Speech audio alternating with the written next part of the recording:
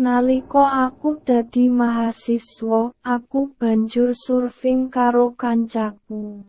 Ora ana segara sing nganggo ombak ing ngendi kita bisa surfing ing wilayah kita, mula kita kudu nyetir adoh. Kita wis suwe ing wayah wengi supaya kita bisa mlebu ing segara esuk. Lan amarga kita siswa lan ora duwe duit, kita butuh wektu kanggo njaluk ing kono, nggunakake dalan tol sithik. Ing dina lelungan, mestine bisa ketemu ing Osaka ing tengah wengi, lan loro kanca lan aku kudu bebarengan.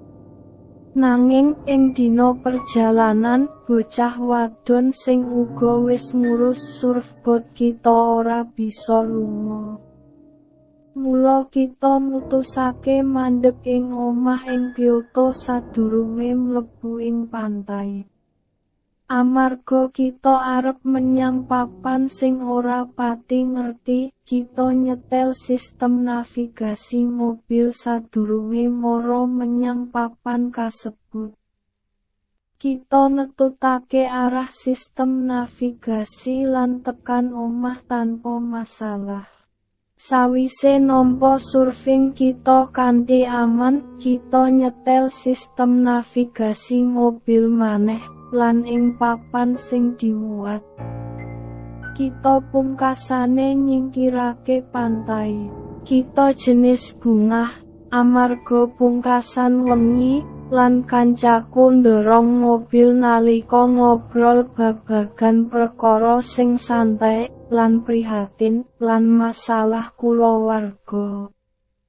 Sawise sawetara wektu, kita ndeleng gapura tori kuil sing gedhe ing tengah dalan sing peteng ing desa.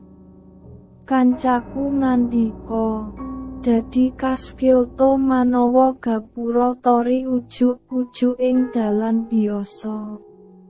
Nanging rada medeni, apa ora? Dadi, kita nyemprotake gapura tori. Banjur, kita ndeleng gapura tori sing padha maneh ing ngarep kita. Ana apa sing padha ing panggonan? Kancaku ngandika, kita kudu ngetutake arah sistem navigasi. Nanging kita kudu nggawe kesalahan ing endi wae, lan kita kudu njupuk dalan sing padha maneh. Dadi besok kita mutusake njupuk dalan sing beda tinimbang sing dituduhake sistem navigasi. Lan kita mutusake metu ing dalan sing luwih liar. Nalika kita ana ing dalan sing beda lan ngobrol maneh, kancaku dumugi ngandika marang aku. Aku krasa kademen. Bisa mateni udara. Aku ora kademen, nanging kita mateni udara. Sawise sawetara wektu, enggal dadi panas banget ing jero mobil. Ing tengah musim panas, saengga angel banget supaya ora ngaktifake udara. Nalika aku nyawang pasuryan kancaku, kringet lagi nyungkemi raine. Sampeyan bakal luwih panas, apa kita bakal ngaktifake AC?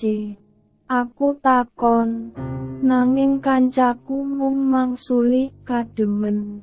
Lan aku takon maneh, apa sampeyan lara?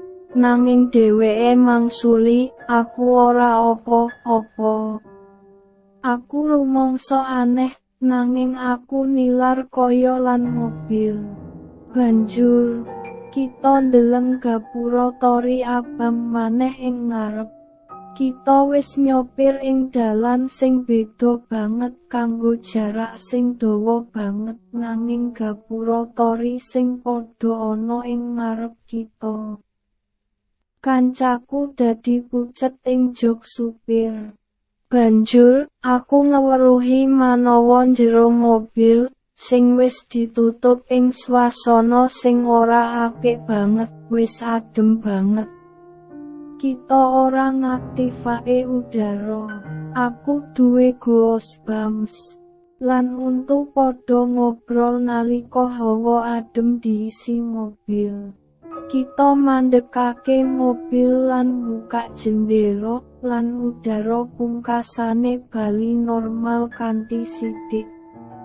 Kita wedi, lan besok yen ora ngliwati gapura tori nanging nyilih mobil munggah lan gawe giliran ing papan sing cocok. Sawise iku, gapura tori ora katon, lan suhu ing mobil bali normal. Nanging, kita ora bungah maneh menyang pantai kanthi perasaan sing ora nyenengake. Lan nalika mlebu segara kanggo surfing, akeh bebaya cilik kedadeyan, kayata kena ing lumahing wong sing tiba-tiba. Lan saya akeh banget kedadeyan sing nemen lagi mulih. Are ningali nyopir mulih, lan nalika aku dolan ing kursi penumpang, aku rumangsa kanthi cetha obah menyang jalur sing nglawan. Aku rumangsa kancaku lagi turu ing roda, mula aku cepet tangi, nanging aku kaget mripate mbukak. Dheweke mandeng kosong kanthi titik lan nyenggol setir kanthi cara sing ora biasa. Untunge, nalika nutul dheweke ing pundhak nalika nelpon jenenge, dheweke langsung eling lan ora duwe kacilakan. Nalika aku takon mengko, dheweke ujar manawa dheweke ora duwe memori babagan sawetara menit kasebut. Mula aku durung surfing liwat Kyoto utawa Gapura Tori. Apa Gapura Tori sing aku ora ngerti yen akeh kacilakan sing kedadeyan ing dina kasebut ana hubungane karo Gapura Tari. Nanging aku isih wedi yen aku kelingan.